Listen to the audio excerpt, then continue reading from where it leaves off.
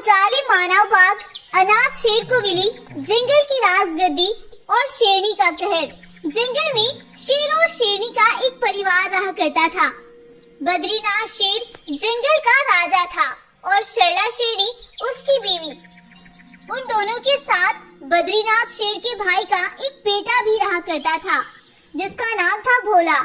भोला शेर के माता पिता को न जाने किसने कुछ दिन पहले ही मार दिया था, जिस वजह से वो बद्रीनाथ शेर के साथ ही रहा करता था।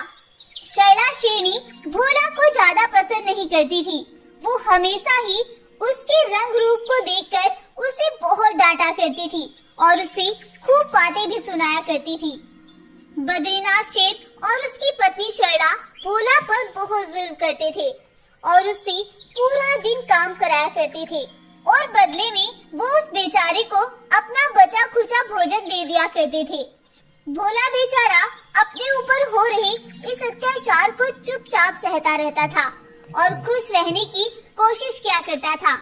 दिन ऐसे ही बीतते हैं और एक दिन शेरनी भोला से बोलती है, अरे ओ भोला, तुम जल्दी से जाओ और मेरे लिए जंगल से खाना लेकर आओ और ध्यान रहे ज्यादा खाना लेकर आना, मेरा कम खाने में पेट नहीं भरेगा। शेरनी की बात सुनकर भोला बेचारा गर्दन झुकाकर जंगल में निकल जाता है और पूरे जंगल में वह शिकार की तलाश में मारा मारा फिरता है और शाम हो जाती है मगर उसे जंगल में कोई भी शिकार नहीं मिलता है। शिकार न मिलने पर वह अपना सा मुंह लेकर शेरनी के पास वापस आता है। शेरनी जैसे ही भोला को खाली हाथ देखती है वह तो भोला पर भड़कने लगती है। अरे ओ निकम्मे, तू सुबह से शिकार लेने गया हुआ है और अब शाम होने पर वापस आया है, वो भी खाली हाथ। चल निकल जा यहाँ से और आज के बाद अगर मैंने तुम्हें यहाँ दिखा तो जान से मार डालूंगी। चलो जाओ यहाँ से। शेरनी की धमकी सुनकर भोला बेचारा वहाँ से जंगल में भाग जाता है और वह मन ही मन सोचता है, अब मैं कहाँ जाऊँ? तो रात भी होने वाली है, कहाँ जाऊँ अब मैं? मुझे तो कुछ भी पता नहीं चल रहा है। ये सब सोचता हुआ वो जंगल में आगे बढ़ता है, लेकिन तभी कुछ दूर चलने पर वह देखता है कि उसके सामने कई सारे मानव बाघ न जाने कहां से आकर खड़े हो जाते हैं। उन सभी मानव बाघों को देखकर भोला डर जाता है और वो डरते हुए बोलता है, कौन हो तुम और तुमने मेरा रास्ता क्यों रोक लिया? अब मुझे जाने दो, मुझे जाना है। हाँ क्यों नहीं, लेकिन पहले हम अपना काम तो कर ले। ऐसा बोलकर वो जालिम मानव बाघ भोला शेर की आंखें निकाल लेते हैं और वहाँ से भाग जाते हैं और भोला को वापस जंगल में ही छोड़ देते हैं। अब तो भोला बिल्कुल लाचार हो चुका था। वह पूरी रात जंगल में ऐसे ही भटकता है और पेड़ों से टकराता फिरता है। अगली सुबह होती है और जब जंगल के जानवर भोला को इस हाल में देखते हैं तो वह उसे उठाकर बद्रीनाथ शेर के पास लेकर जाते हैं, लेकिन वो दोनों जालिम उसे अपने पास रखने से इनकार कर देते हैं और बोलते हैं, अरे इसे यहाँ से लेकर जाओ, मैं क्या करूँगा अब इसका, और मैं इसे कहाँ से लाकर खिलाऊंगा? भोला जाओ यहाँ से। उन दोनों के ऐसे धुतकारने पर भोला वापस से जंगल में चला जाता है और ऐसे ही जंगल में भटकने लगता है और जंगल में ऐसे ही भटकती भटकती वह एक जादुई मणि से टकरा जाता है। उस जादुई मणि से टकराते ही भोला शेर की आंखों की रोशनी एकदम से वापस आ जाती है और उसे सब कुछ दिखने लगता है और वह एक जादुई शेर भी बन जाता है।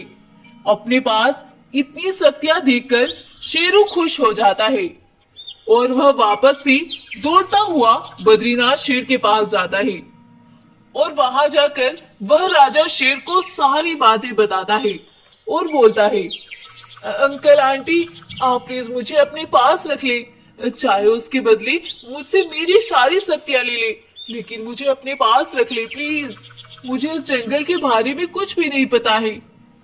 भोला की बातें सुनकर बद्री शेर खुश हो जाता है और वह बोलता है, अच्छा ठीक है, लेकिन पहले तुम अपनी सारी शक्तियां हमें दे दो। भोला बेचारा तो मासूम था और वह उसे अपनी सारी शक्तियां देने लगता है, लेकिन जैसे ही वह शक्तियां उन दोनों के अंदर जाती है, वो दोनों एकदम से नीचे गिर जाते हैं और वहीं पर मर जाते हैं। ये चमत्कार देखकर भोला एकदम से चौंक जाता है और फिर वो खुश भी होता है। शेरों के पास जादुई शक्तियों की बात सुनकर उसके पास जंगल के जानवरों की भीड़ इकट्ठी हो जाती है और वो सभी उन दोनों जालिमों के मरने पर बहुत खुश होते हैं और वो शेरों को ही अपने जंगल का राजा बना लेते हैं और फिर जंगल में सिर्फ शेरों का ही राज चलता है और वो सभी खुशी खुशी रहने लगते हैं। इस कहानी से हमें सीख मिलती है कि सब्र करने से हमें हर वो चीज मिल जाती है जिसकी हर कोई आस भी छोड़ देता है और बुरा करने वाले के साथ हमेशा बुरा ही होता है। तो गाइस, आपको ये वीडियो कैसी लगी हमें कमेंट करके जरूर बताएं और अगर आपको ये स्टोरी पसंद आई है तो प्लीज इस वीडियो को लाइक करें, शेयर करें और चैनल को भी सब्सक्राइब कर लें। जल्द मिलते हैं न्यू वीडियो के साथ, तब तक के लिए good bye and take care. Thank you. चालाक बाघ का रहस्य, बेटा ही बना अपने ही बाप का दुश्मन और खूनी गुफा का राज। सुंदरवन जंगल एक बहुत ही हरा भरा जंगल था। जंगल का राजा एक रंगीन और खूबसूरत शेर था जिसका नाम था बलवीर सिंह। बलवीर शेर इतना खूबसूरत था कि आसपास के जंगलवासी उसे देखकर रश करते थे और बातें किया करते थे। अरे भालू भाई, ये पास वाले जंगल के राजा बलवीर शेर कितने खूबसूरत हैं। ये तो बिल्कुल रंगीले शेर हैं और इनके शरीर के रंग कितने खूबसूरत दिखते हैं और ये इन्हें और भी आकर्षक बनाते हैं। हाँ गाय बहन, ये तो है, बलवीर सिंह राजा शेर बहुत ही खूबसूरत है। आसपास के जंगलवासी सभी बलवीर सिंह से बहुत खुश थे, लेकिन वो जंगलवासी जैसा बलवीर सिंह को समझते थे वो तो ऐसा था ही नहीं। बलवीर सिंह हर रात डरावनी काली गुफा के अंदर जाता था। वह गुफा चारों तरफ से जानवरों की लाशों से घिरी हुई थी। जिधर देखो जानवरों की लाशें उस गुफा के अंदर दिखाई देती थी। ये सब लाशें कोई और नहीं, खुद बलवीर शेर ही उस गुफा के अंदर लाता था और हर रोज वह एक जानवर की लाश को छुपते छुपाते उस गुफा के अंदर लाता और रख दिया करता था। वह जादुई गुफा बलवीर सिंह से हर रोज एक जानवर की बलि मांगती थी, लेकिन ऐसा क्यों, चलिए जानते हैं। सुंदरवन जंगल में बलवीर सिंह शेर अपनी माँ सालनी और पिता गब्बर सिंह के साथ रहा करता था। गब्बर सिंह एक शक्तिशाली शेर था और वह अपनी शक्तियों से कुछ भी कर सकता था। गब्बर सिंह के पास इतनी शक्तियाँ थी कि वह अपनी शक्तियों की मदद से जादुई दुनिया में जा सकता था। जादुई दुनिया आसमान के ऊपर एक बहुत ही खूबसूरत दुनिया थी और बलवीर सिंह अपने पिता के साथ उस दुनिया में जाना चाहता था।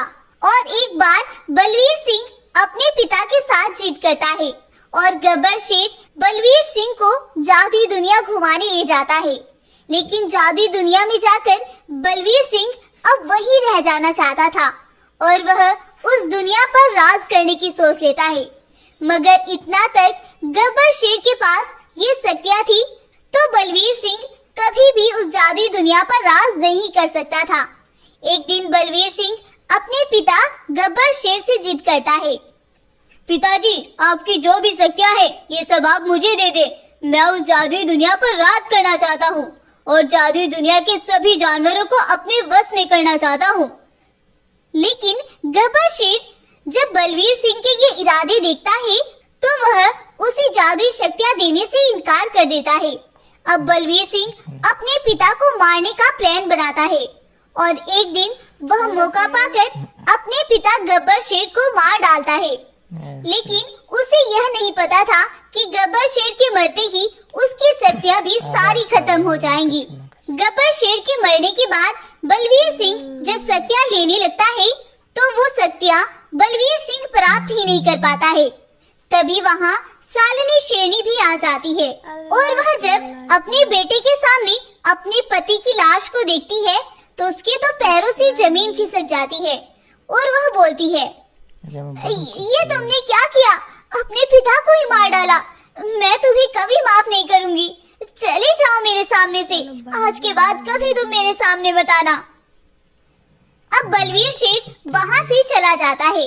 जब वह रास्ते में जा रहा था तो उसे रास्ते में एक बाघ मिलता है और वह बोलता है, अरे बलवीर सिंह,